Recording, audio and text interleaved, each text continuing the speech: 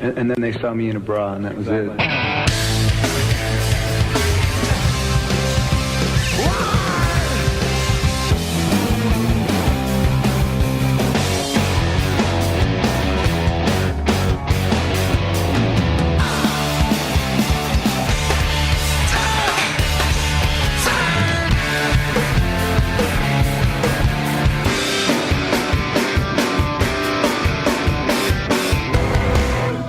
What's going on, Pearl Jam nerds? You are listening to Single Podcast Theory. I'm Brad Lyons with... I am Brad Blazek. Yes, you are. Yeah. Yeah, dude. I don't fuck around. How's it going? I'm That's good. what I love I'm about real you, good. man. You don't fuck around. I don't. How's your week been? Busy. Yeah, man. I got my ass handed to me this week. Yeah. Today wasn't too bad, but man, a couple of days ago, it was rough. Yeah, I remember we were texting and you're just like, yeah, because we were supposed to tape this, Wednesday night? Wednesday was the worst. Just Wednesday was a rough one for me. Yeah, dude, I could hear it in your voice, and on text. I was like, yeah, we're not, because my schedule got messed up, and I was just like, this dude is beat. Yeah, I got home like half an hour before we were tentatively scheduled to start, and I was just like, dude, today really sucked. And I think I put like 10 U's in the word sucked. So, and I just was like, I want to be up for this. You know what I mean? I want it to sound like I'm, not fucking falling asleep. Tired. And so, but I'm good. Today was pretty good. Well, so this is episode 5, man. Yeah. Can't believe it. And we, I was so worried because we were all jazzed for the last one. We're like, oh my God, there's people listening. And I was like, oh no, what if they stop listening? But people are still listening, man. Yeah, the numbers are still, pretty equal with the first 3 episodes. Yeah, man. So, thank you again to everyone that's checking us out and hanging in there with us. Yeah, and we'll give you all our stuff again. So, if you want to follow us on Instagram, which you should if you're on Instagram, our Instagram handle is @SinglePodcastTheory. If you want to follow us on Twitter, it is @PearlJamPodcast. And then you can search in Facebook, Single Podcast Theory, and we'll show up with a page there. And then you can email us as well, which I've really enjoyed getting emails, which we're about to get to. But our email address is singlepodcasttheory@gmail.com. We're also on YouTube. YouTube, that's right. Single Podcast Theory. I haven't said Single Video Theory once, man. I know, dude. I was listening. Thank you. I was waiting to jump on you. Yeah, I'm proud of you. Thanks, bud. All right, let's see here. All right, well, yeah. So last week was you and I ranking all 10 albums from quote unquote least favorite to favorite. But even my least favorite, I still like a lot. And we got a lot of responses on Twitter, on Instagram, and through email. So you want to get straight to that stuff? Yeah, actually, let's do it. Yeah, this is a good segue to our first email, which is going to be from Clint Wells. So those of you that found us through Metal Up Your Podcast know who Clint Wells is. If you don't know, then you need to know about Metal Up Your Podcast because it is a kick-ass Metallica podcast. And that's actually how Brad and I met, was through Clint, because Brad was a listener of the Metallica podcast, because Brad and I both love Metallica, and I was actually worried that we brought up Metallica too often, but I don't really give a shit. Fuck it, man. I mean, we could be doing a Metallica podcast right now. That's true. So I like them. I mean, Pearl Jam edges them out, but I do love Metallica. Man, I love Metallica. They're like my twin towers of rock. Dude, I'm with you. But Clint and Ethan over at Metal Up Your Podcast have been super, super kind, and not just on their podcast, like on the air. Number one, they were willing to give us a shout out and kind of point some of their fans that might be Pearl Jam fans as well over to our podcast, and that alone was a huge help. So, oh yeah, if we haven't been very clear about this in the first few episodes, like thank you to both Ethan and Clint for that, because that definitely helped us get off to a really good start. Yeah, I mean, Ethan sent us a real nice email, and I've texted with Clint like 2 14-year-old girls in the middle of the night, and he's given me some really good feedback about this whole thing. So, and we just talk Pearl Jam. So sure, that's awesome. Well, and it's cool too, like Clint, being like he's my best friend. Yeah. We've been, because I've been wanting to do this for a while, for Not many for long, months. Clint. And what's that? No, nothing. Keep going. And I don't know. Every time I had a question, like, he's totally willing to be like, "Hey, man, this is what we did right. This is what we did wrong. This is what I would have changed at the beginning." Like, really helped us kind of step over some of the natural pitfalls that we might have fallen into if we didn't have them about 6 months ahead of us with their podcast. Right. And for me, and probably you too, but for me, like everybody, when you hear yourself on tape, you're like, oh God, that's what I sound like. I sound weird. Yeah. And he's kind of talked me through that insecurity and just said, get some more under your belt and you will sound normal to your own ears after a while. So it's true, man. I mean, I still hate the way I sound, but after doing a radio show for a while and now this, it's just more about like, I don't care anymore. Yeah. Well, I don't care about how the quality and stuff like that. I just mean, I don't pay attention to how I sound anymore. Yeah. So let's get into some emails, which we're going to start with Clint, because actually I think he was one of the first ones from this last week to email us. So Clint Wells says, "Hey boys, love the show. You guys have good chemistry, are knowledgeable and funny." Thanks, Clint. A few things. Number one, I can't believe I have not been given credit for naming this goddamn podcast yet. JK, but seriously. So, Brad, I don't even know if you know I did not know that. I was like, when he told me the name of it, he did not tell me that he named it. Yeah, well. So, up until, last week when we got this email, I was like, man, Brad Lyons, he is a clever motherfucker. And all this time, it's been Clint. No, this name is totally Clint's, because he and I were out on a tour together for about, I don't know, like a month or something. And this is when I was kind of like, getting the wheels going, the gears going in my head about, what I wanted it to be and look like. And I was coming up with names, and he and I just opted to stay in the hotel room one night instead of going out. And we're talking about Pearl Jam and talking about the podcast idea, and I had a list of names, which I think we had both decided on, and just because it's a podcast, that being kind of the new radio, I was going to use Bad Radio, Eddie's old band's name. Right, that's a good one too. That would have been cool. And I was really confident in that. And then we were outside smoking a cigarette in front of the hotel room. He's like, "Oh, what about Single Podcast Theory?" And I wanted to be like, "No, mine's better." But immediately I was like, I just kind of felt like that's it. Yeah. Yeah. So he was like, we decided we'd give it a couple days and just kind of like think about it. And then we both decided, yeah, that's a better name. So that is the explanation. Clint, you take full credit for that. Let's see here. He's referring to some stuff on previous episodes of ours. On the Single Video Theory episode, the Metallica song Blazik is talking about in Some Kind of Monster, where James is working through a verse melody, is frantic. Number 3. Okay, here we go. Bummed to hear my homeboy Matt Cameron referred to as robotic. He brought his knack for odd time signatures and his songwriting chops to Pearl Jam and has elevated them in every way. He may not be as quirky or vibey as Jack Irons, but I don't think Jack would have written the songs we've come to love like Matt has. You Are, Evacuation, Crop Duster, Unemployable, to name just a few. He brings a level of stability to the band that no other drummer brought. So, yeah, and I agree with him there. I knew I would catch shit for saying Matt the word robotic. Yeah, but it's just a poor choice of words. I'm not. I don't think so.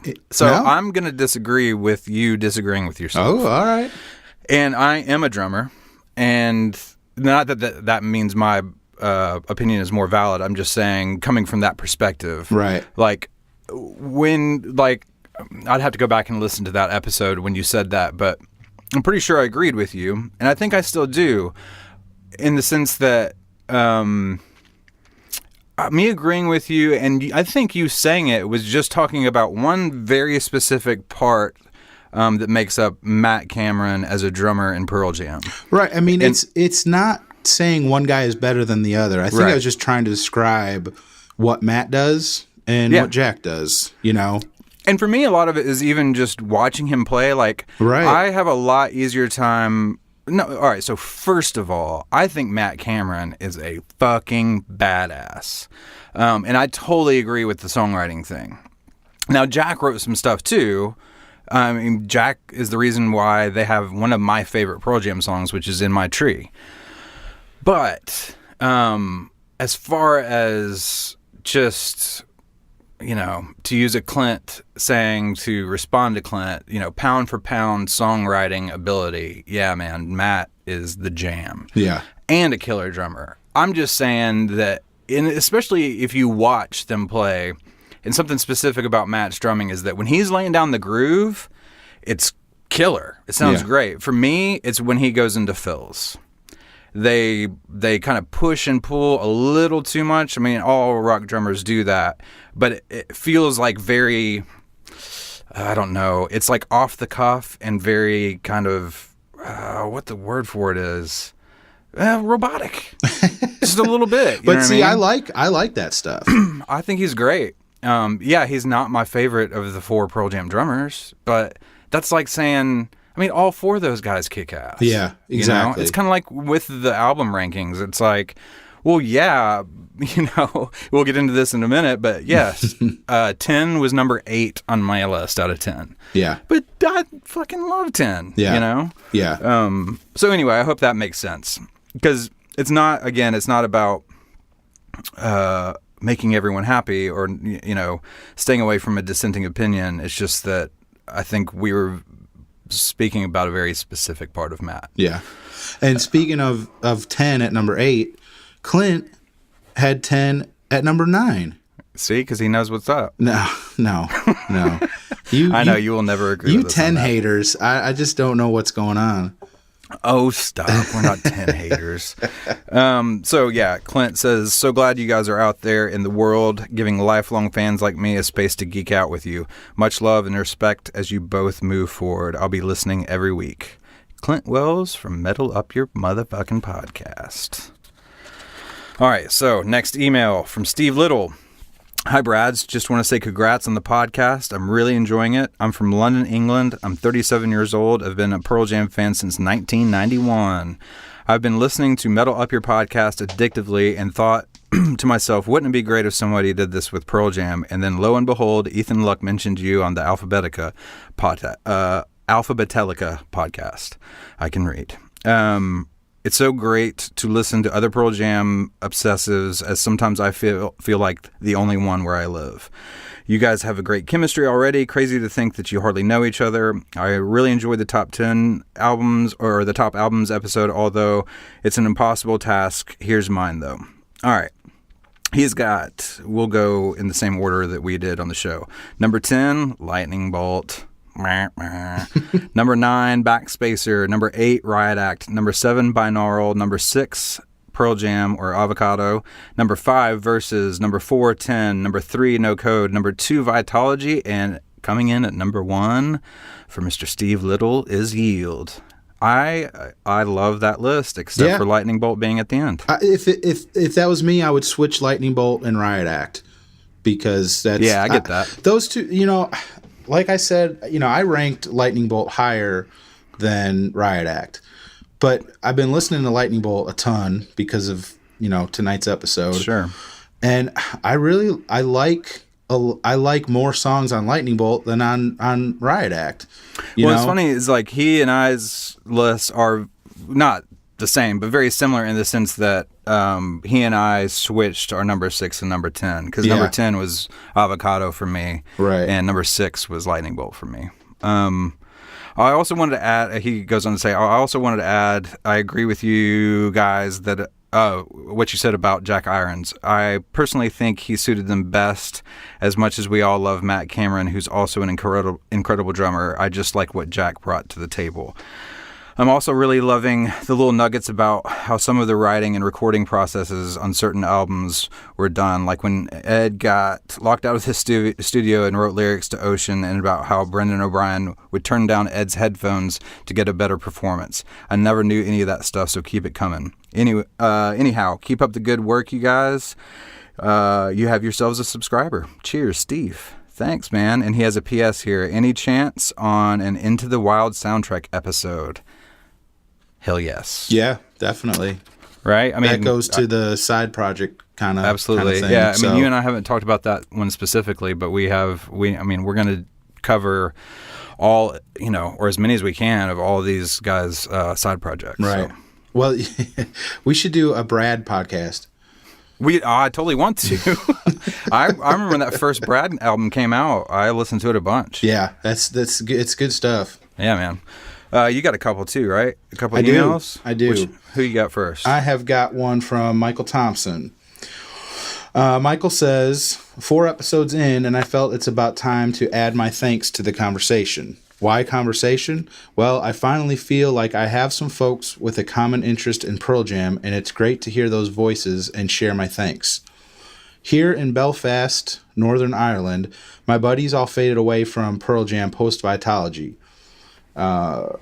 When I had one of them listen to Worldwide Suicide, he was shocked that they were still putting records out. I still remain a committed Pearl Jam nerd with no outlet.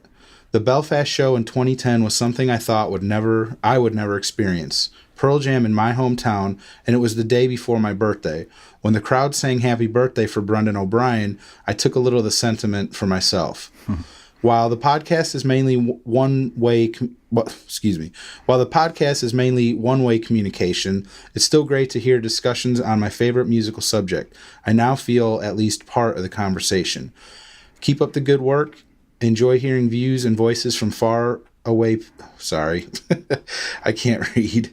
Enjoying hearing views and voices from far away from people who share something that's been important through my adult life. Very cool. Cheers, Michael. Hell yeah, Michael. So, and he put a ranking here at the bottom. So we'll start with number 10, Backspacer. 9, Lightning Bolt. Number 8, Avocado, Pearl Jam. Number 7, come on, Michael. 10. Yeah, Michael. No. Number 6, Binaural. 5, Riot Act. 4, No Code. 3, Yield. 2, Versus. 1, Vitalogy. Boom. So I'm almost good with that. Oh, it's good that Michael has your stamp of approval. Yeah, for the most part. But it's you read one from a guy from England. This guy's in Northern Ireland. This is blowing my mind that people this far away from us are listening to this. I'm in this little tiny town, Paris, Tennessee, in the middle of nowhere, and these people are on the other side of the world. I love it. Yeah, man. I'm down here in little old Birmingham, Alabama. You don't sound like it. What's that? I say you don't sound like you're from Alabama. What's up with that? The southern accent? Yeah. Yeah. I worked really hard to lose. I'm just kidding. I never really had one. My parents grew up overseas, and our family that is here are all from the Midwest, and yeah. I don't know. So I grew up outside of Chicago and moved to the South when I was like 20. So I never had like that super strong Chicago right, accent. but you can hear it. Oh yeah. Well, no. I'm saying I can hear that it's there, but it's not super that Midwestern pronounced, thing. Well, man, I mean, I could just start talking like this. Oh God, please don't. Is that cool? No. Now listen, goddammit. This is my heritage, man.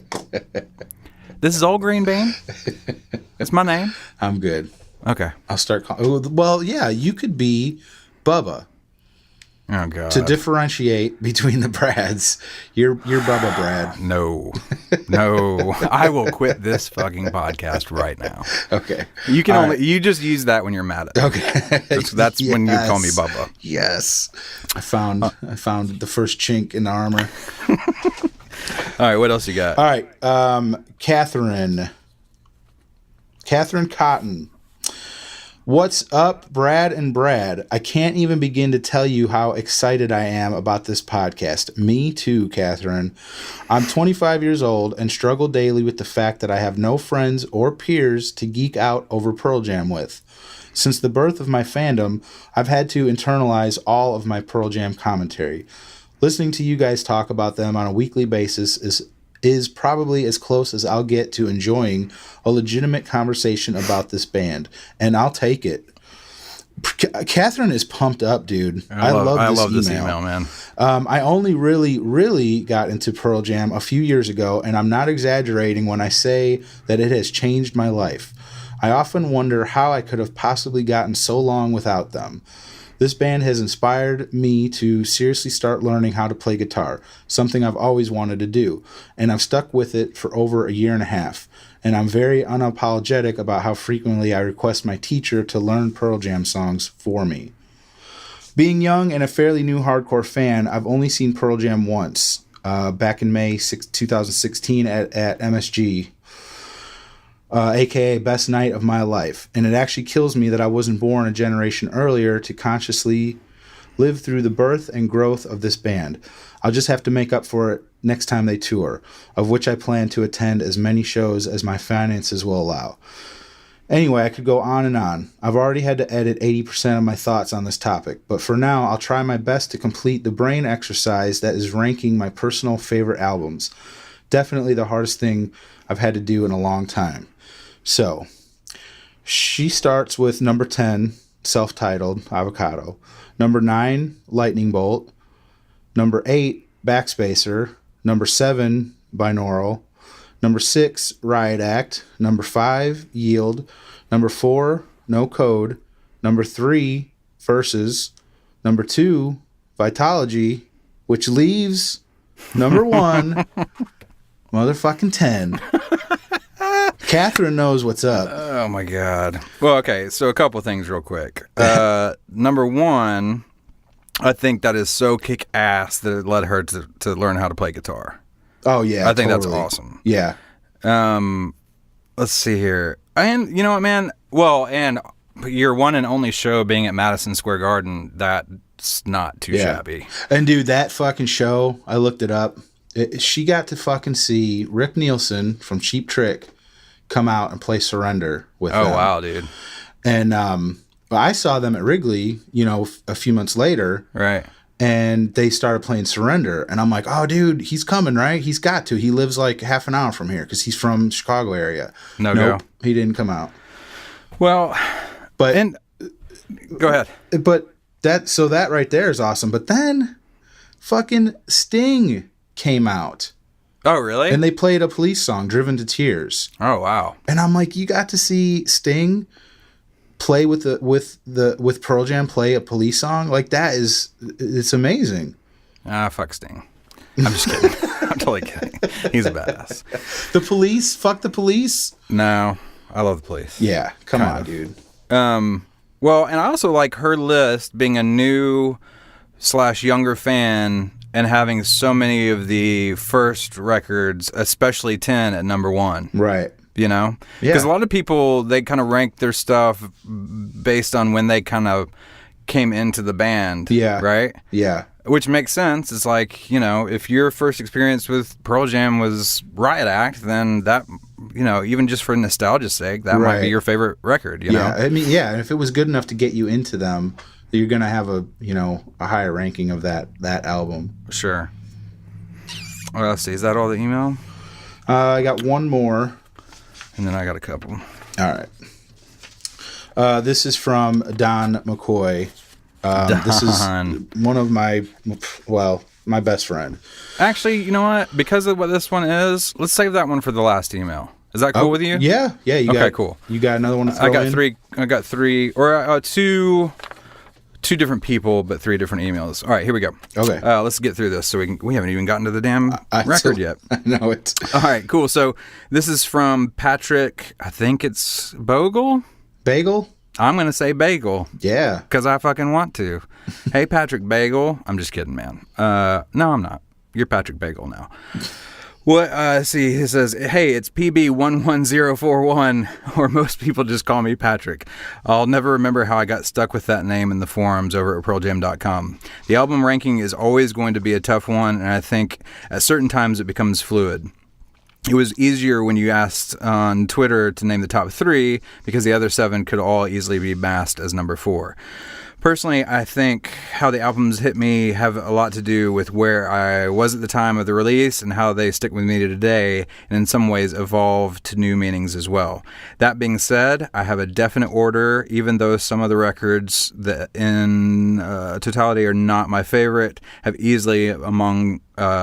Wait, am I reading this right? Yeah, have easily among my favorite songs. So here's his list. Number 10, Backspacer. Number 9, Avocado.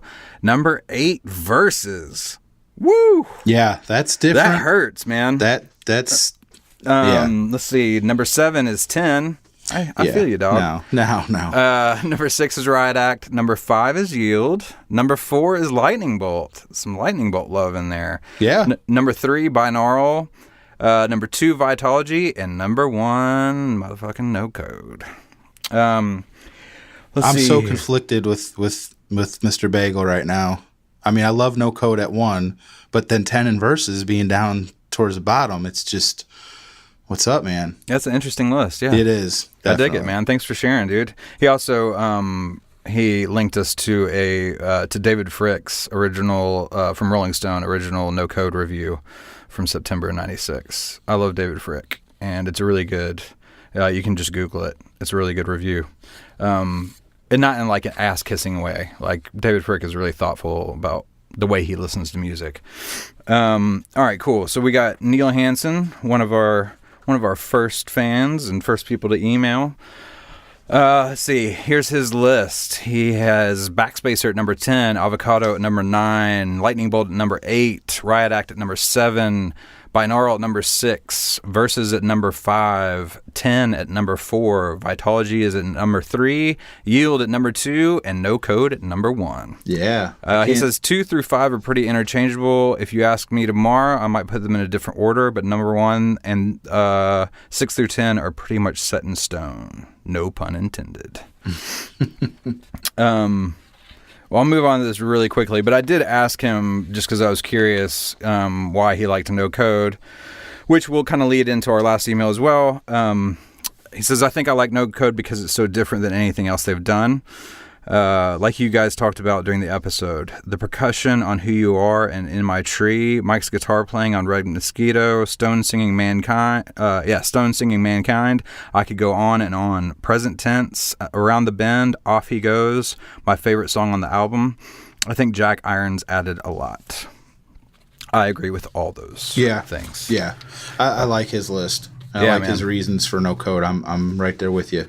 All right, so let's get to Don, your buddy. All right, yeah, Don McCoy. He's my best friend from way back in high school, and we've had a lot of good times together. And okay, hey, hello, fellas. I want to throw a thought in your direction about No Code for you two to discuss. In my observation, many fans abandoned Pearl Jam, myself included, after the release of No Code because it wasn't another 10. Did you guys pick up on this? And does this have any impact why you both consider No Code to be your favorite album? Do you feel like this album is special because you didn't give up on Pearl Jam when so many others did? Did you feel like your musical relationship with Pearl Jam became more intimate or stronger because maybe they put themselves out there more vulnerably? Good job, bud. And you received the album with open arms. I keep up the great work, Don McCoy. Yeah. I didn't realize fans really fell off when No Code came out. Kind of didn't realize that was a thing. I just loved them, got the album, loved the album, and didn't really know too much about, the rest of the fandom at the time. Obviously now, when Yield came out, it was like they were back. You know what I mean? Yeah. But I just didn't realize. I was kind of ignorant to the fact that people didn't really care for them as much anymore. But yeah. To his second point, did it make me feel like a more intimate, stronger relationship with them? I would say definitely. It was such a different sound, and I feel like if I want to listen to the old records, I'll listen to the old records. But this was something totally different, and I loved it, and I loved part of it, because it was different, and it was something that not everybody could latch onto, and I love that aspect of it. Yeah, I mean, it's funny, like the points he's bringing up. I love this email. I feel like would have happened after 10, in the sense that like they, because their big push was like, we're not doing videos anymore. They slowly, over time, by the time they got to Yield, I would say between Versus and Yield, kind of stopped doing press, or were very selective about doing press. So in my mind, No Code, while it was the first quote unquote flop, because it debuted at number 1 and then like just completely dropped off the charts. So basically it debuted at number 1 because it was Pearl Jam, and then everyone was like, fuck this. We don't like this. Which, I don't know. I don't ever remember feeling like, well, now I really love them because everyone else doesn't like them anymore. And like we were talking before, like I'm not one of those indie kid hipster. Yeah, it wasn't a conscious. The working the other way are those people that are like, I love a band, and then they get quote unquote famous, and they're like, oh, I fucking hate them. It's like, dude, shut up. Yeah. I hate that shit. Anyway. He does bring up a good point. I mean, just thinking about it, I think it was, if I did realize people didn't like it, it did make me feel better about my band, that I still like them. Mm-hmm. Yeah. Yeah, I don't know, for me, it was just like, I just thought it was a kick-ass record, and I think there was something about it that, to this day, why it's still my favorite Pearl Jam record, is just something about how raw it was. Yeah. Like, I felt like everything, 10, going into Versus, going into Vitology, it was all getting more and more raw. And then No Code just sounded like it was going to explode. You know what I mean? Yeah. And then they kind of got their shit together and moved into Yield, which is such a, I love that record. But yeah. Anyway, yeah, so I hope you don't mind. I'm going to go into this real quick, but he wrote another email kind of in tandem with the one that Brad just read. He says, say Eddie Vedder was to part ways from the band but continued to play Pearl Jam songs live, and the rest of the band got a replacement. He says, I say that loosely, and they continued under the Pearl Jam name. And he goes on to say, like, hypothetically, if both Eddie Vedder and Pearl Jam, as separate things, were playing in the same city on the same night, who do you go see and why? Which I was telling you, Brad, like, these questions I've been driving around just thinking about, whatever. Yeah. And this is an honest answer, man. I don't know how much I would give a shit about either one of them apart from each other. I totally agree. I think, of course, this is all hypothetical, and like Eddie could end up writing a kick-ass, at that time, solo record. You know what I mean? Yeah. If it had happened around No Code. But I think there would have to be time for both of those entities to become their own things. I think, it would take, I'd be a fan and I would buy the stuff and whatever, but it would take a while for them to prove themselves apart from each other. We already have half of this question in that Eddie does do solo stuff, and I mean, but he does that. There's still the Pearl Jam ship is still moving along, right? And I think that's the big difference. Would be hard feelings if he left the band. to want to go see him live. But I think that's one of the things I love about them. I mean, I think he's not an idiot, though. Like, he knows a big reason why he's so great is because of the band he's in. Right. Yeah. I don't think that's lost on him. Well, and I mean, I hate to say this because we might get people saying shit, but I don't particularly like his solo stuff.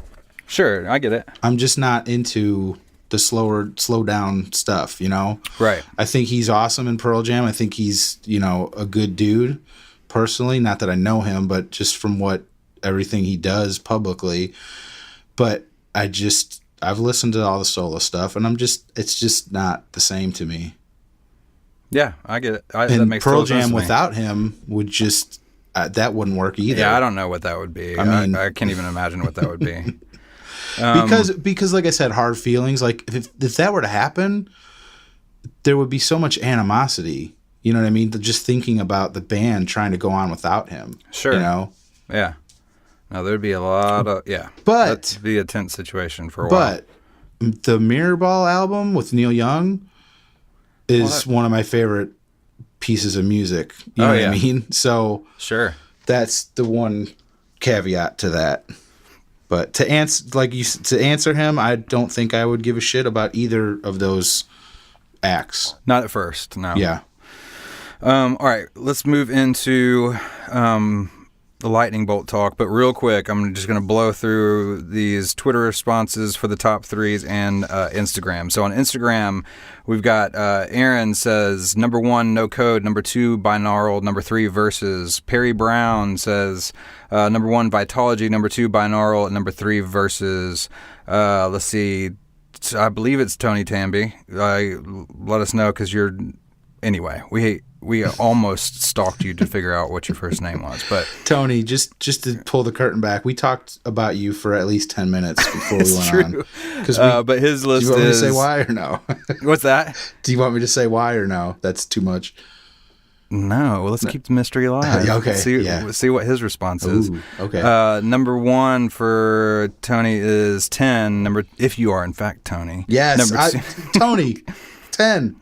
That's all you had to say. Yeah, Tony, his number 1 is 10. Right. Well, and then, Next. hold on a second. So, right. So, number 2, he says Versus. Number 3 is Vitology.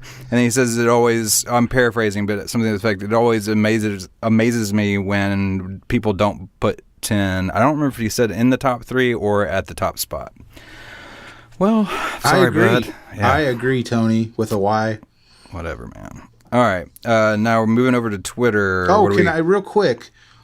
Tony said he saw them live at MSG last year and it was crazy good, and that's where Catherine saw them. So cool. Missed connections. Little overlap there. Yeah, I love it.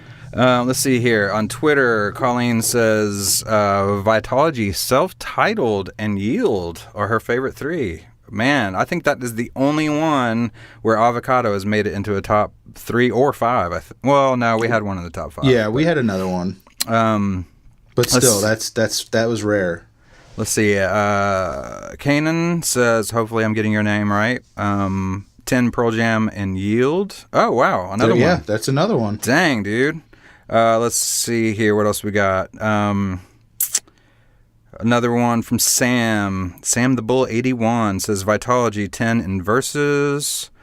Let's see. We already talked about Patrick. Well, did we talk about Patrick's 3? Just in case we didn't, Patrick, he had No Code, Vitology, and Binaural. Let's see. Robert, ATX Jammer says No Code, Yield, and Self-Titled. Holy shit. Let's see. Jason Cotton says 10 Versus Binaural. I agree with that one. Yeah, Tom. Oh, man, I'm just like... Okay, I should have read through this list before I said what I said earlier. Tom O'Neill says Vitology at number 3, Versus at number 2, and 10 at number 1. Here we go. Tom. Check this one out, dude. Jake Harris says number 3, No Code, number 2, Versus, and number 1, Avocado. Number 1. No. Oh, man. That's so hard for me to understand. Like, Avocado. Because I want to be honest. I don't want to, like, shit on people's answers. It's just their opinions. But, like, fuck, man. Out of all those records, Binaural? Well, I mean, Oh man, Yeah. avocado. That one hurts. Yeah, that's At number one. Now I know how you feel about me with 10 so far down the list. So. exactly.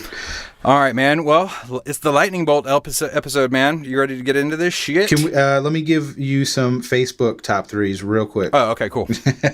Jerome Turner had Vitology number 1, Versus number 2, and then Yield number 3. I can't argue with that. Mm-hmm. Matt Summers, No Code was number 1, Binaural and Versus.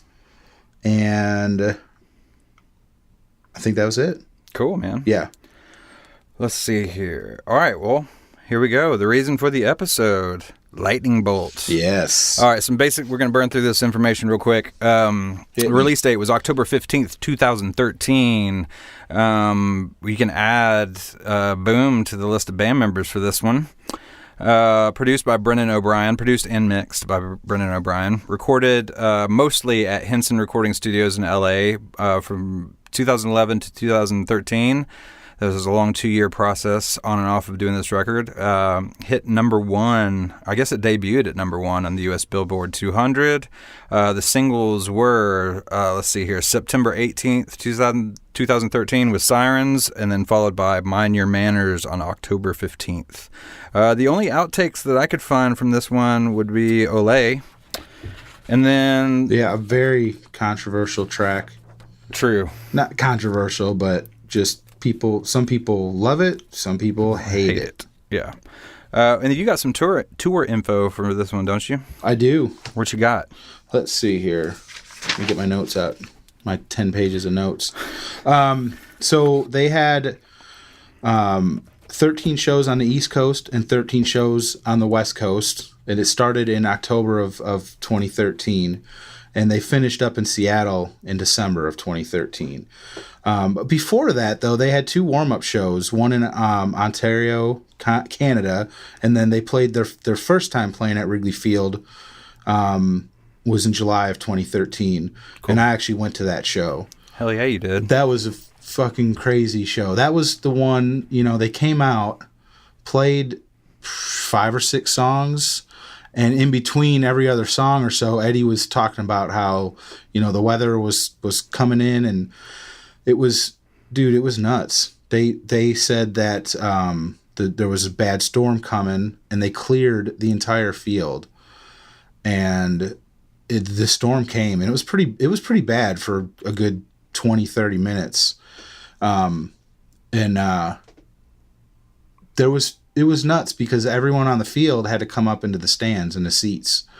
And my daughter was actually with me, and we just walked around Wrigley Field talking. That's pretty cool. Kind of doing what we're doing right now, just talking to all kinds of different people. Yeah. Plus, Wrigley Field is like my favorite place in the entire world. Sure. So just to be walking around and like not paying attention to what's going on the field and just talking to Pearl Jam fans, it was a really awesome night. Yeah, that sounds like a pretty special one. But we need to do a whole episode on that. Oh, we will. So anyway, but those 2 shows, the Ontario, Canada, and then Wrigley, weren't. I guess they were considered warm-up shows. But so anyway, then they went out they did 6 shows for the Big Day Out Festival, which is in New Zealand and Australia. Right. And they went to Europe over the summer and did 12 shows. And then they came to the Midwest in October of 2014, which the Midwest maybe not the Midwest so much, but the South. They don't really come to the South so much. Right. And, but they came to Memphis. So I went to that show, and we talked about that show before. That Eddie seemed a little bit sick. Oh, that's right. Yeah. The band kind of seemed to pick up the slack a little bit. Yeah. It was a great show. It was awesome. Girl right next to me, he threw a tambourine to. Oh, so shit. I was right there. Damn. I got to touch it, but but anyway, so it was there was 14 shows on that October Midwest leg of the tour, and what happened during that? They went to Moline, Illinois, which is a tiny little town outside of Chicago, And they played a couple songs, and then they started playing Sometimes, and then Hail Hail, and they went on to play the entire No Code album. Damn. Yeah. Wow. Yeah. And then 3 days later in Milwaukee, they did the same thing and played Yield all the way through. Oof. And that was super exciting, because this is a band that I never thought would do that, because I don't know what you think about it, but a lot of bands do it these days, but it almost feels like a gimmick, you know? Yeah, sure. But on the flip side, if your band is playing your album, it's awesome. You know? But I think the other thing too, that it can be a gimmick, but usually with the gimmick bands, or the bands that kind of use it as a gimmick or whatever, they only play 15 to 18 song sets anyway. You've got Pearl Jam that might play, because it's not like that's all they did, right?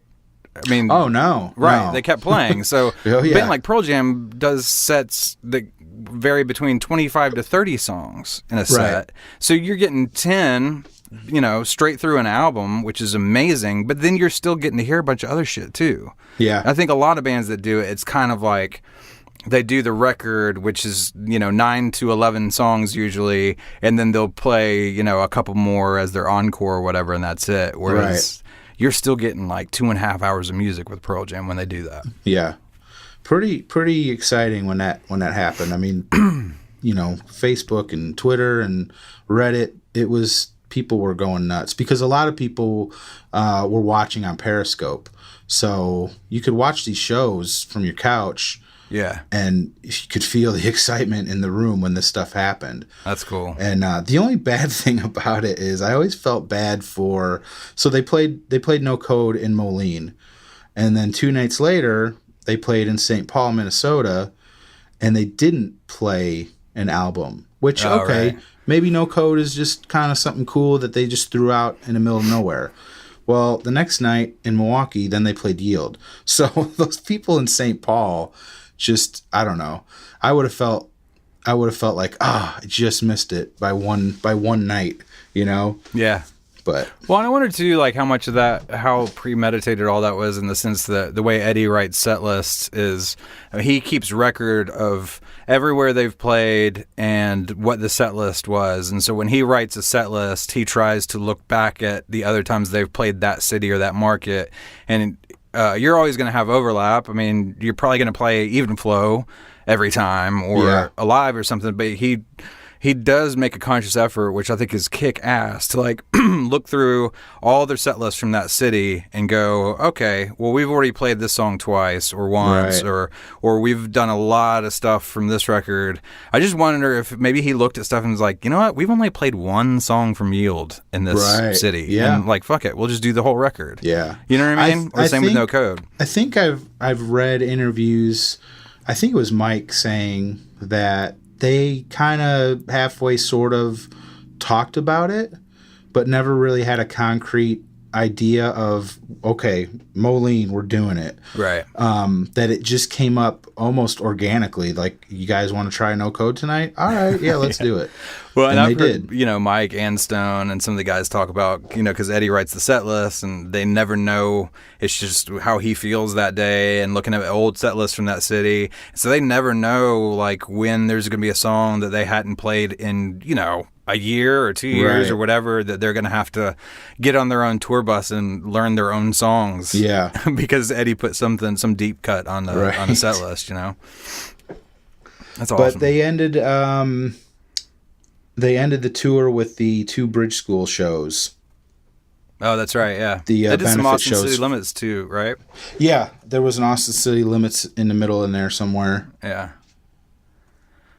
Nice, dude. That's, So. I wish they toured more, but I get it.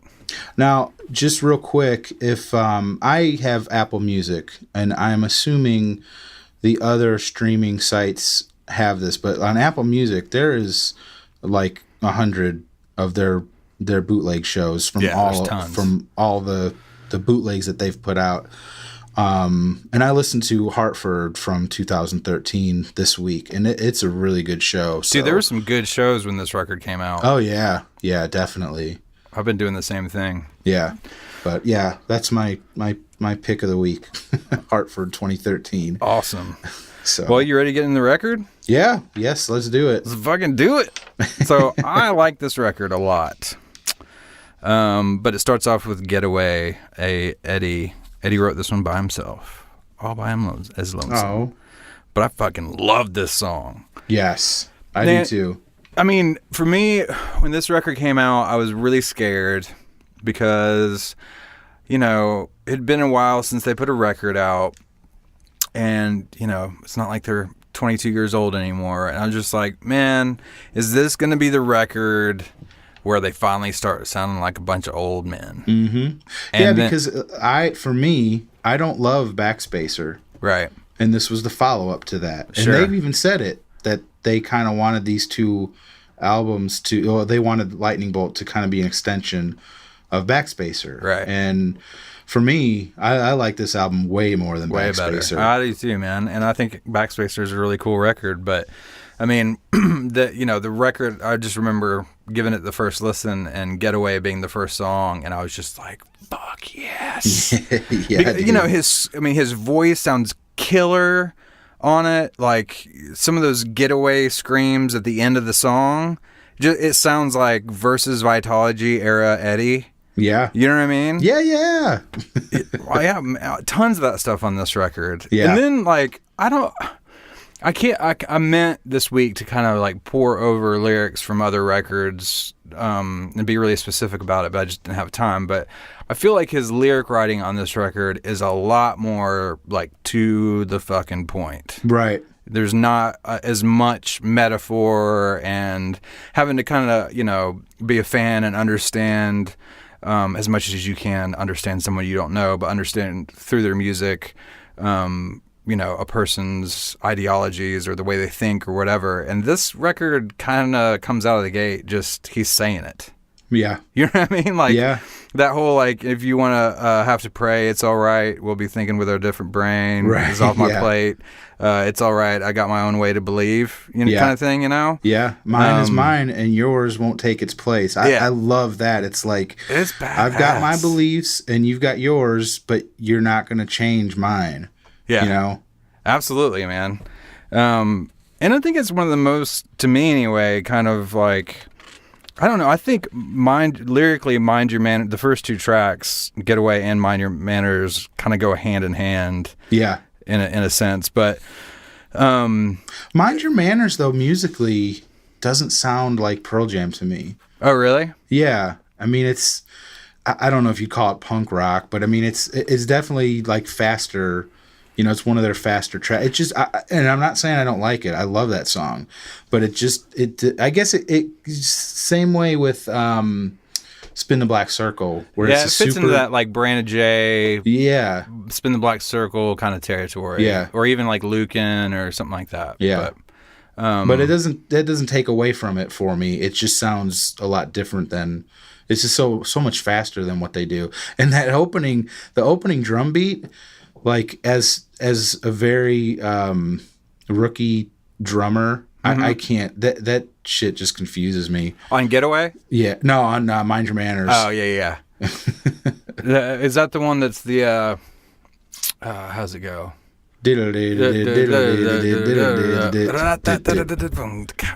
Yeah. I think that's kick-ass. It's kind of like they've got a couple, on other records, they've got some tracks that sounds like they just went ahead and put the drummer or the band kind of playing before they started playing the song. Right. You know what I mean? It kind of sounds like one of those moments. But, oh, yeah. What else about Getaway? I just think it's a kick-ass opener, man. Yeah. And this kind of came up for me, too. So I'll kind of start with this song, and I'll probably mention it a couple other times throughout the record, but I don't know, just his turn of phrase, and he's able to sing or write lyrics that on paper just don't look like they would sing very well, and he just knows how to kind of I don't know, in a real fluid way, make things that aren't very poetic, you know what I mean? Yeah. Sound really great with melody in his voice. But even just that, like that middle breakdown part, like maybe this is kind of a bad example, but I don't know what I'm talking about, but that the science says we're making love like the lizards, try and say that fossils ain't profound. Like that whole thing, like Yeah. that line is like, I just can't think of another singer writing that line and then Right. singing it Yeah. and making it sound badass. Yeah. You know? But it sounds cool. Yeah, for sure. All right, Mind Your Manners, man. This is Mike McCready. Yeah. And Eddie, obviously. All the lyrics are Eddie. But what do you think about this one, man?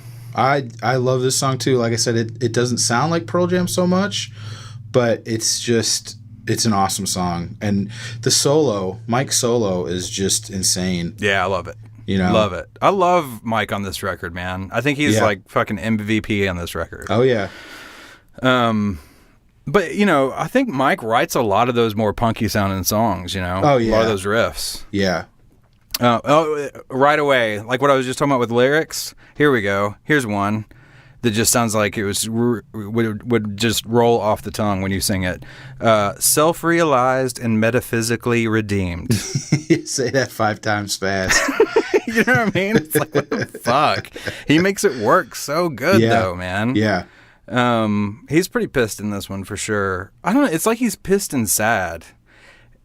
You know, like, I mean, that one, try my patience tried. What does it say next? This world's something like this world's no longer good enough. It makes me want to cry. Yeah. Like, that's what I mean by like, just, there's no metaphor or you know bullshit exactly there. what, it's like, he's you just know exactly what saying he's what he trying to feels. say. Exactly. I love that's the other thing with this record too, I feel like, is just, I mean, he's always written a lot about just kind of, you know, the existential dilemma and more the idea of mortality and as someone that, you know, in kind of the lens that he looks through is someone that's not like a believer in a god or anything like that. Right. But I think there's something about the way he approaches it, this record, that feels different and, again, more to the point.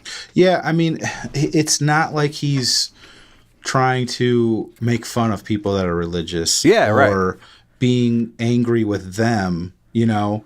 He's more trying to figure out religion for himself, I guess. Or just how, I think that's true. And I mean, honestly, this is something I think about a lot, just as someone that doesn't believe in God and whatever. But I think it's just more about like, again, I'm not going to pretend to know what Eddie thinks, but it just seems to me more of like this message of, listen, I don't believe. You do believe. As long as neither one of us are hurting anybody or whatever, can't we all just fucking move on? Right. And like get shit done. Yeah. You know what I mean? Like, we're part of a civilization and a culture, and shit's really fucked up, and this is stupid stuff to be arguing about, you know? Yeah. I don't know. That's what I get out of it anyway. I don't know. That one's pretty straightforward, man. I love that song. Yeah. It's a good one. And I love the next one. This was automatically one of my favorite songs on the record, My Father's Son. Oh, yeah. Dude. I remember the first time I heard this song and reading the lyrics, like, is he really saying this stuff? Yeah. Like, it's so dark and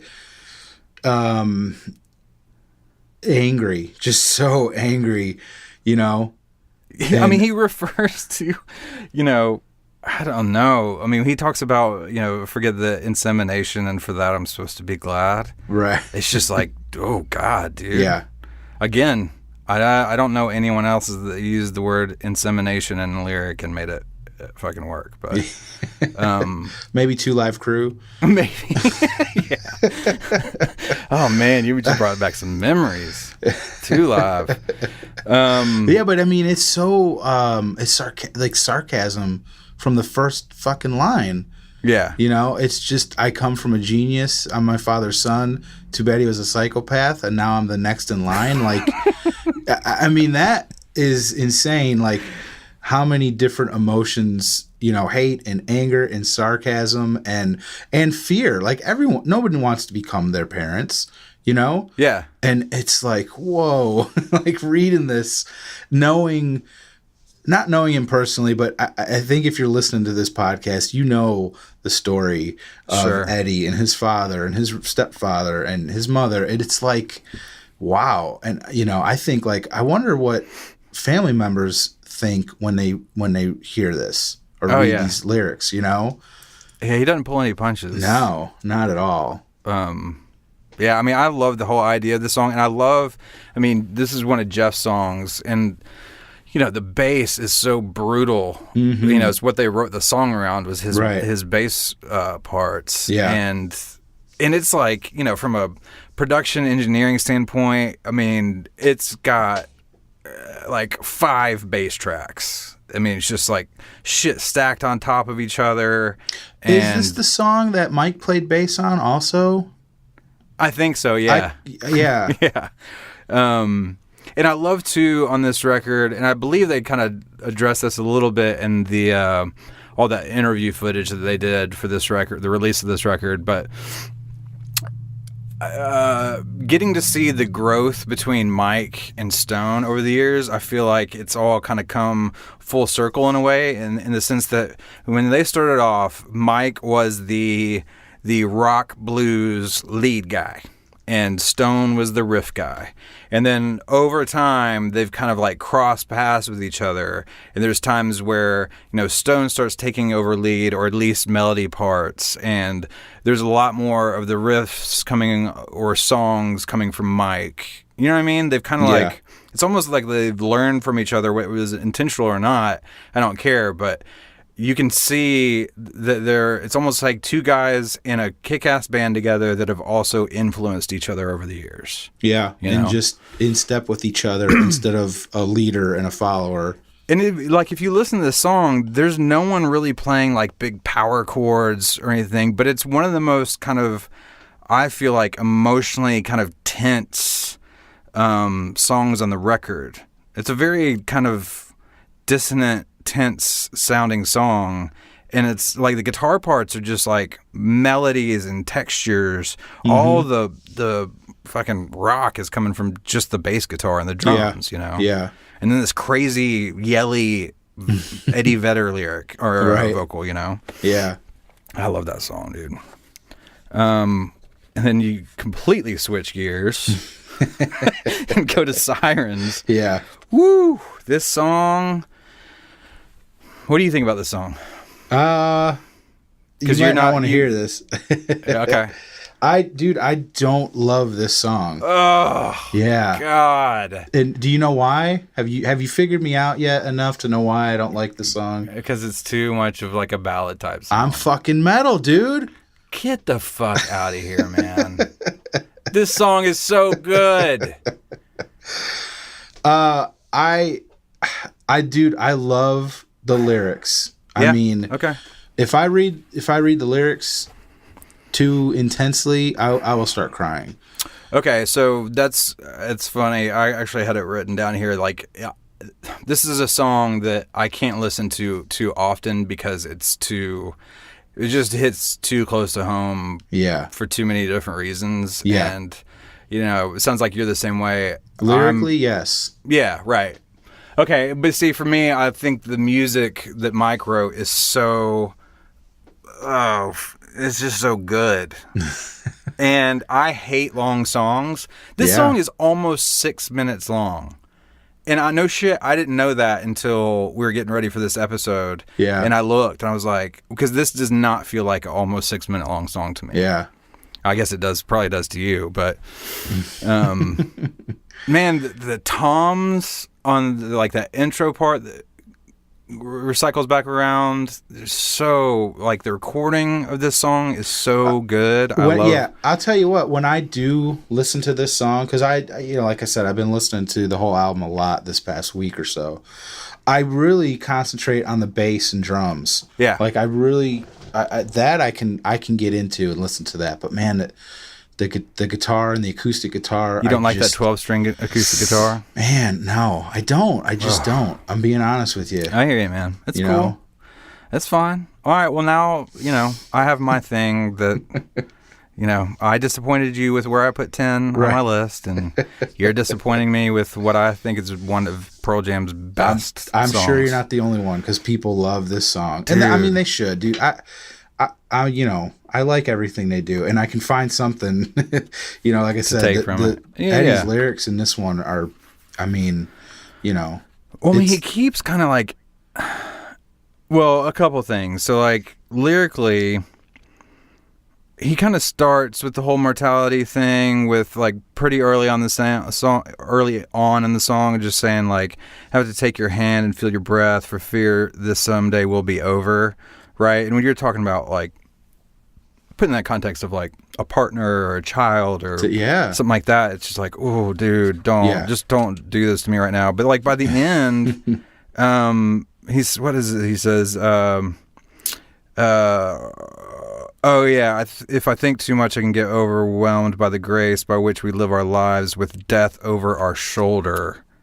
Want you to know that should I go, I always loved you, held you high above. What the fuck?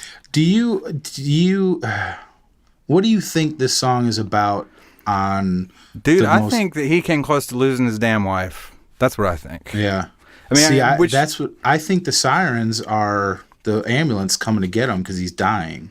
Or either that or sirens meaning, chicks. Ladies calling. Yeah. You know what I mean? Because what's that one lyric? Tell me more. What's that? Tell me more about the ladies. Hear the sirens. For every choice mistake I've made, it's not my plan to send you in the arms of another man. That's not the first time on this record lyrically he references kind of him having oh shit moments. Right. Because let's be honest, man. And I can tell you as a creative person, as a musician, whatever, like we are not easy to be in relationships with. Yeah. I mean, everyone has their shit, and it doesn't matter what you like do for a living or whatever, but we can be a special kind of breed when it comes to I don't think I'm very creative, but I am emotional. Yeah. And I don't know. My wife puts up with a lot. Yeah, well. So something like this, reading this and thinking about her, it's just like that part of it. I love. I don't hate the song. That's why I say I don't hate the song. I just don't like the music. It's just not your deal. I get it. But holy shit, the lyrics, like, oh. You just don't like great music that much. It's fine. I understand. It's fine. I like 10. I know. I'm just kidding, man. But the guitar solo in this one, I think, is kick-ass, too. Yeah, it's all right. He's good. He's pretty good. That fucking delay thing. Like, that's a good example, too, of the change over the years. Like, that's a good example of it with Mike, is it's not just every time it's time for a lead, him just like,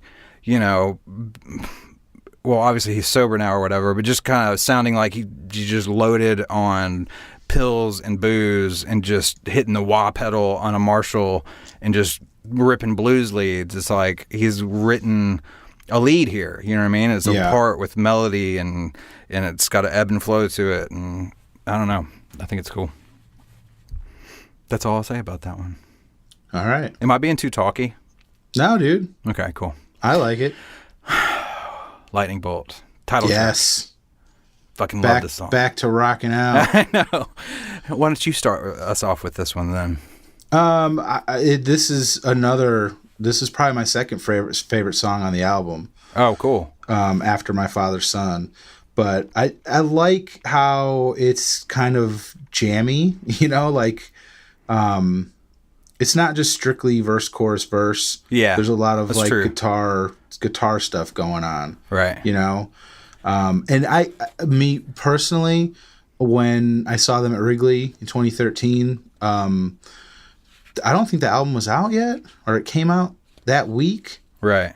And they played Mind Your Manners, which they had played at the Canada show, but they played Mind Your Manners. But then they played Lightning Bolt. And so that was like the debut live. and I hadn't heard the song yet. So the album I don't think the album must not have been out yet. The single, that's what it was. The single Mind Your Manners was out, but the album wasn't out yet. So when he started playing Lightning Bolt and it's that slow intro and then it goes into the song, I'm like, this is awesome. This is new. I love it. So I'm kind of like, I like it a little bit more because, you know, as a hipster douchebag, I was the first one to hear it. So personally, you know, I love it. Well, and it sounds... Go ahead.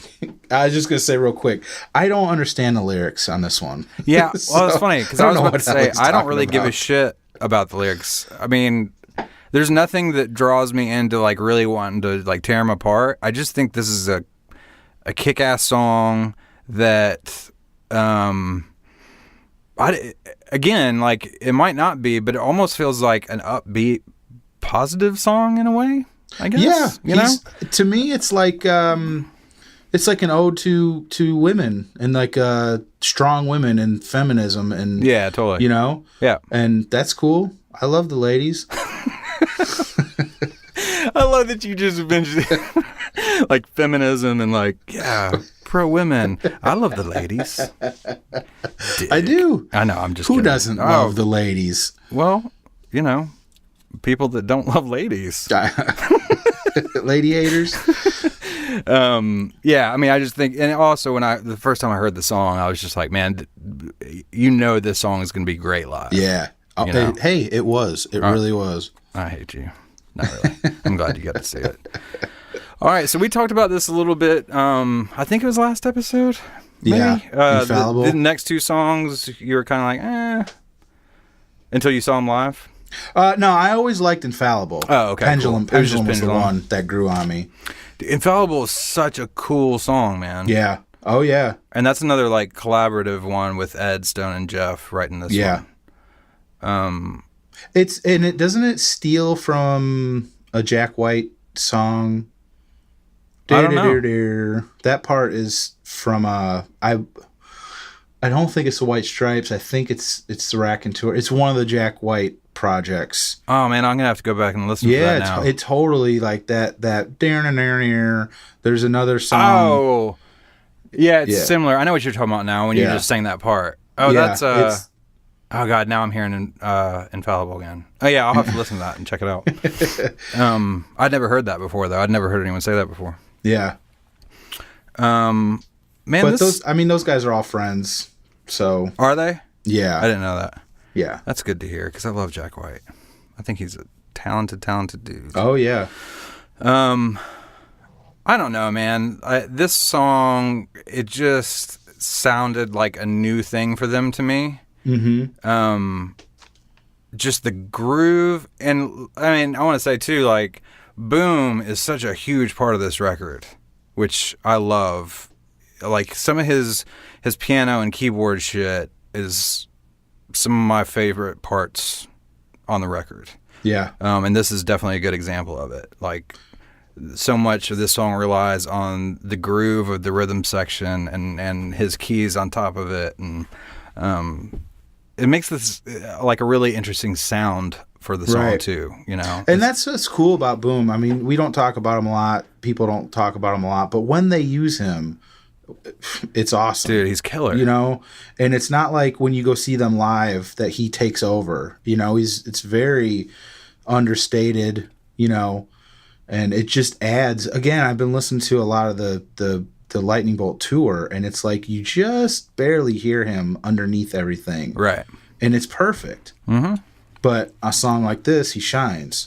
He's one of those, like, he operates as a live band member. Like, sometimes if I'm in the studio and I'm, like, mixing something or trying to decide whether or not a part should be there or not, like,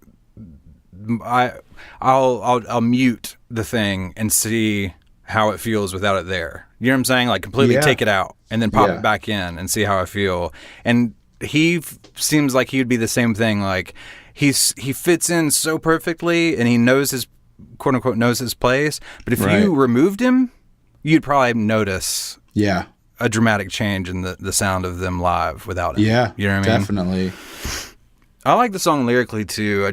I think it can be one of those where Eddie's just kind of summing up the way things are right now. Yeah, Or that's how I take it anyway. I wrote it's another lyric that's kind of about religion and faith, but it's not as angry as the first two tracks. Yeah, and I think it gets even, for me anyway, and how I've interpreted or whatever, gets even bigger than just necessarily like rifts between like religions or religious and not religious or whatever. It's just kind of this kind of outside perspective of, well, I mean, he says it like, all right, so the chorus lyric is, of everything that's possible in the hearts and minds of man, somehow it's the biggest things that keep slipping right through our hands. By thinking we're infallible, we're tempting fate instead. You know what I mean? It's like, we're so caught up in bullshit and noise, and I don't know, man.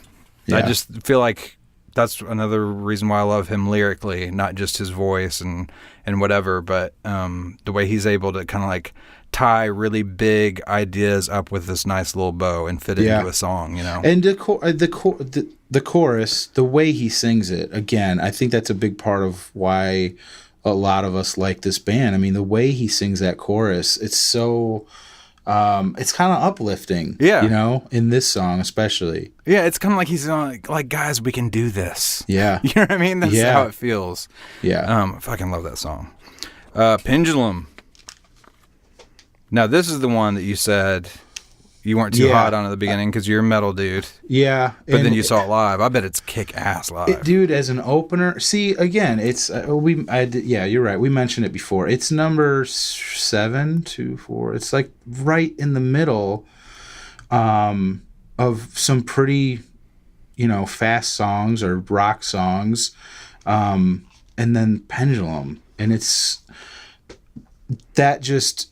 kind of I didn't get it at first, but man, you take it in the context of the lights just went down, man, and there's just boom, starts playing that keyboard part, a real low light comes up and all you can see is the smoke machine, the smoke going around, right, and you can't see the band so much as just their silhouettes.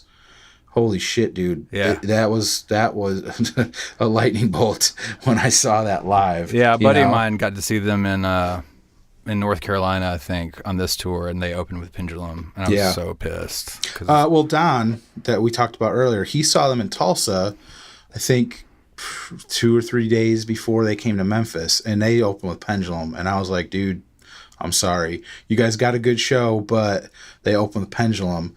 And I was hoping they wouldn't, but now I'm glad they did. Yeah, sure. It was, I now when I hear it on the album, I'm like, I totally hear it in a different context, and I like it a lot.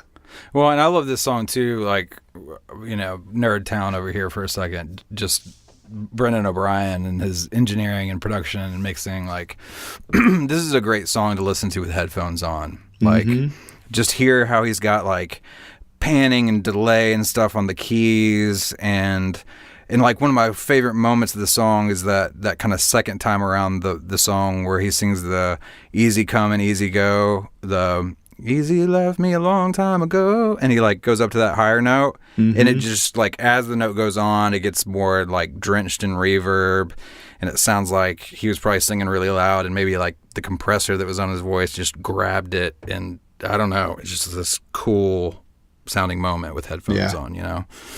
I even like that it kind of threw me the first time, because when the first time I heard the song, I was just moving along. I was like, God, I fucking love this song. And then it got to the that part at the end. Yeah. You know what I'm talking about? Oh yeah. But then I was like, oh shit, no, this is actually really cool. It's just one of those weird, quirky things that Eddie does, you know? Yeah. All right, cool. Swallowed Whole. This one to me sounds like it's a solo Project Reject song. Really? Yeah. This totally sounds like something that you'd hear on one of his solo records. I guess I'm trying to think. Do you not think that? No? No? I mean, I feel this sounds like a Pearl Jam, because we're about to get into some songs that either literally are or sound like they should have just been Eddie songs. Yeah. Like for a separate thing. But this never struck me Really? as that. Yeah. I mean, because I like the band's parts on this song. Yeah. No, I could totally hear him playing this on acoustic on the Into the Wild soundtrack. Right. That's what it totally sounds. It sounds like what happened with Sleeping by Myself was an Eddie song that the band did. That's what Swallowed Whole feels like to me. Well, I mean, he did write it on his own. Yeah. So, I mean, there's something to that. I mean, the lyrics and the music just totally sound like I could totally hear this being a song from that Into the Wild soundtrack. Huh.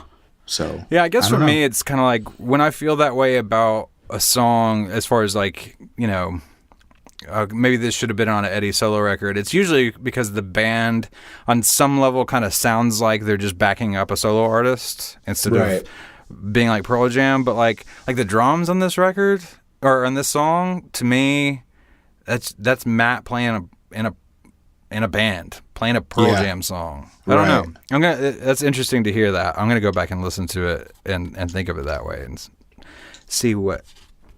Play a couple Into the Wild songs and then throw that on. Okay. See what happens. I like the mic solo on this one too, but yeah. I like it. I like the song. I'm not saying I don't like it. It's Sure. a good song. It just, to me, it sounds like, you know, Eddie solo. I hear you.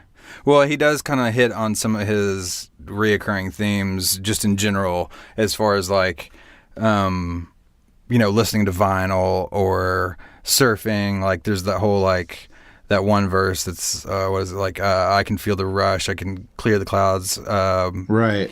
Yeah. When he I can see the needle spinning. Yeah, when he's talking about, you know, feeling the earth and choosing a path, that just reminds me of that movie and that whole thing. Sure. All right, man. Here we go. Well, wait. I was gonna say Sleeping by Myself, but we still got. Let the records play is the next song. I love that song, man. I like it. It's not I'm not saying it's one of the best Pearl Jam songs that's out there. I just feel like it's one of those, because I don't like things that are different just for the sake of them being different.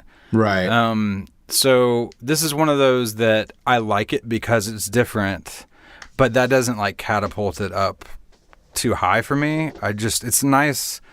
It's one of those songs that I enjoy, and it's a nice break. That's how I feel about it. Yeah. From the normal. To me, it's just the like blues stomp. Yeah. Version of which they don't really have much of that. No. It's, you know what was cool was seeing them play this in Memphis, because he kind of did a Elvis type thing. Oh, really? When they were doing this song, yeah. That's cool. The guitar solo on this thing is sick. Oh yeah. And the way Stone wrote the song, because Jeff plays a lot of guitar and writes in like open tunings, alternate tunings. And he had this guitar laying around that was tuned to, for all the guitar players out there, it wasn't Dad-Gad. So it wasn't D-A-D, G-A-D. It was Dad-Dad, I think, D-A-D, D-A-D. So the only, like if you just strummed the guitar open without fretting anything, you're just hitting the one and the fifth of a D chord. And so there's all these kind of octaves of the same string. So you've got 3 octaves of the D note. You've got 2 octaves of the A note. And he started that's what I love about Stone. He just starts moving his fingers around, and he finds this bluesy kind of thing, but in this weird alternate tuning, which is what makes it sound kind of unique, you know? It's kind of tuned down. In that weird... the very beginning. Yeah. I don't even know what that is, but it's just a cool little extra thing to start the song. Sure. I love Stone. Yeah. All right, now here we go. Now we're getting into those last 3. Yeah. Okay, so I'm going to say this real quick before we get in the last three. Thanks for listening, everybody. We'll see you next week. No, I said in one of the episodes, or we both said in one of the episodes, I can't remember which one, that like, at this point in the record, fuck it. You know? I'm changing my tune a little bit. Oh. I think what bothers me is that they don't feel like they fit the record. And there's some of the Eddie solo stuff going on. Yeah. Which, like, Sleeping by Myself literally is. Yeah. Wasn't it? It's a solo song that Brendan O'Brien wanted the band to try. Yeah. And to be honest with you, man, I think that's like interview speak for they didn't have enough good songs, and that, you know, that was a good one, so they put it on there, to be honest with you. Yeah. Because that was from Ukulele Songs, right? It was on one of his records, wasn't it? I think it was. You guys listening out there can check me on that. But yeah, that I'm not sure. Because this stuff goes back into what we were talking about earlier, kind of tie it back in with like Sirens, from, you know, on the relationship tip. You know, it's like, oh, it's a sad song. The lyrics are just brutal, really brutal.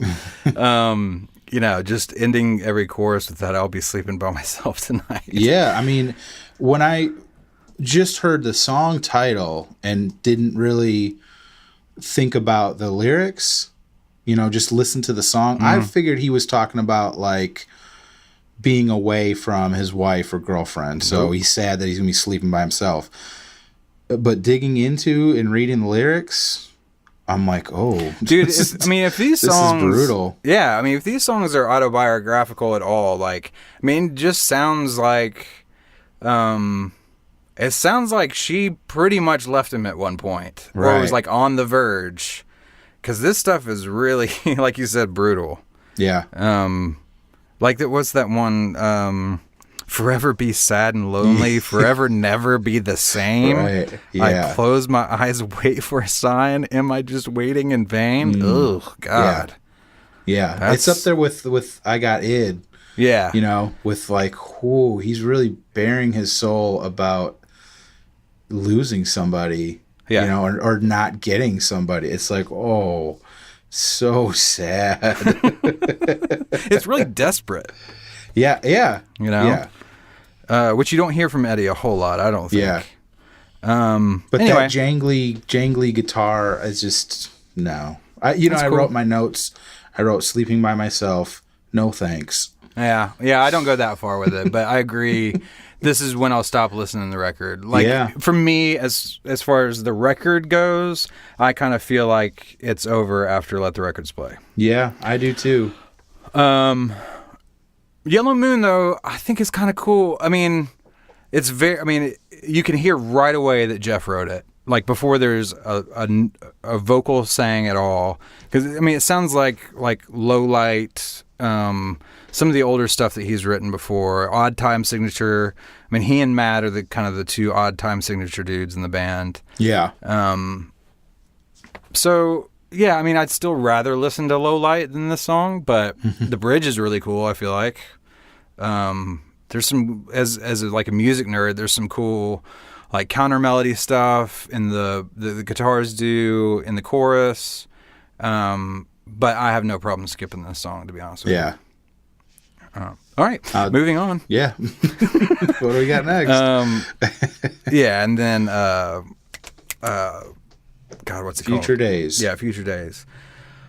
This is a really cool song, though. I still feel like it. I don't know. It's a weird closer and whatever, and I understand why you don't like it, but just like, I guess aesthetically or whatever. But well, I mean, I read somewhere that he had a friend that accidentally drowned a few years back. Dennis Flemion. I don't know how to say his name. Flemion. Okay. Him and his brother had a band called the Frogs. Oh, okay, cool. Now it makes more sense. I'm pretty sure Dennis was the drummer. Yeah. And I think he went swimming. I feel bad now that I don't know. Yeah, I don't know either. But I think he had a heart attack while he was swimming, something like that. But the Frogs, just as a side note, they played. The first time I saw Pearl Jam was in 1995 in Milwaukee, because those guys are from up there. Right.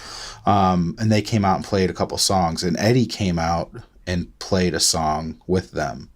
That's cool. It was pretty awesome. Yeah, I mean, they're one of those bands, if I remember correctly, like I only know of them because of Pearl Jam kind of championing them, you know. They did a version of Rearview Mirror. Oh, really? That's super slowed down and weird. Was it cool? It's pretty cool, yeah. Oh, I want to hear that. Yeah. You'll have to YouTube it. Okay, The cool. Frogs Rearview Mirror. But anyway, yeah, Future Days. This is the flip side to my hipster douchebag story about Lightning Bolt, because they also played this at Wrigley 2013. Oh, they did? Yeah. How was it? You didn't like it? It still didn't work for you? So Brendan O'Brien was there and played piano. Man. So that's cool. yeah, I can't wait to do that episode. Yeah, I know. That was cool that he was there, but it was Future Days. It was probably I want to say during the second encore. So it was like 1:30 in the morning. You know, the show had been, because of the 2.5 hour rain delay. Right. You know, we'd been there for 4. I mean, I've been there all day. I've been there for like 3 days, but just the show day. I mean, it was that song at 1 in the morning after they played for, 4 hours with the rain delay. Man, it was a downer. Yeah, I get that. And we were in the back of the stadium. Oh, shit. You know what I mean? Yeah. So there was not a lot of, what's the word? Excitement at that moment in time. So Future Days was just now really, that makes total sense to me. I can understand why that was not like a turnaround moment for the song. No, dude. That would have actually just pissed me off. I want to say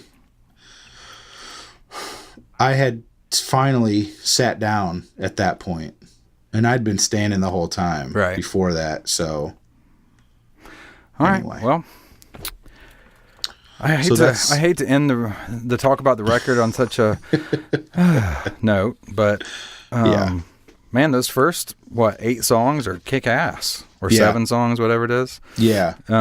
Anyway, but I mean, just to kind of sum up for me, anyway, I really like that record. Like that. Like I said, for me personally, a lot rode on how good this record was going to be or not be, whether or not they were starting to like lose their shit. Right. And, you don't have to like the whole thing. I don't even necessarily like the whole thing, but it's definitely the best album for me that they've put out in years. And on top of that, it kind of showed like I can be excited about the next one. Yeah, definitely. Yeah, because Pearl Jam, the Avocado album came out, and it's I like it. It's good, but it's not great. And then Backspacer came out, and that one's even more sketchy than Avocado. Okay, yeah.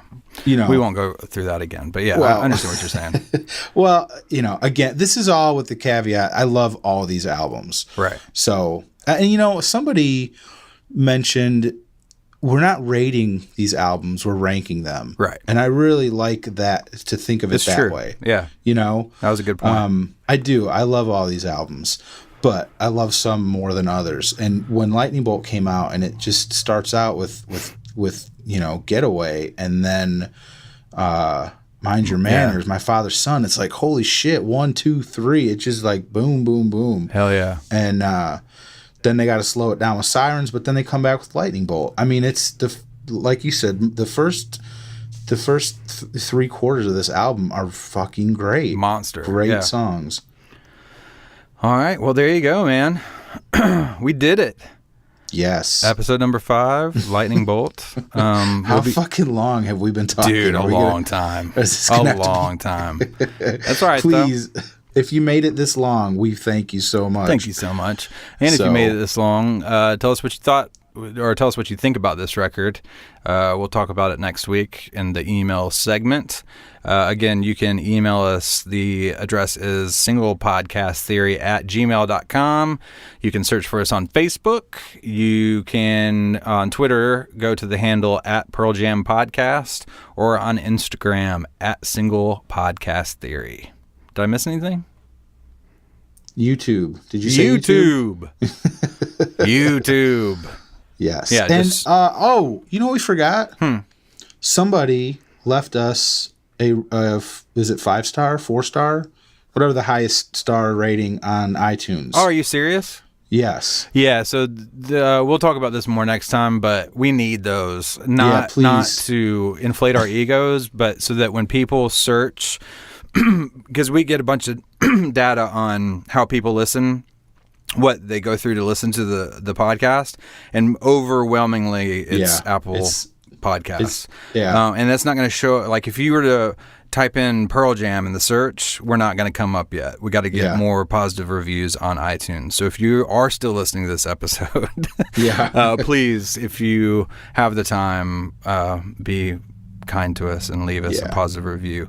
Yeah. Don't lie. Only leave us a positive review if you have positive things to say. But if you do have positive things, then please, that would help us out a ton and help more people find us.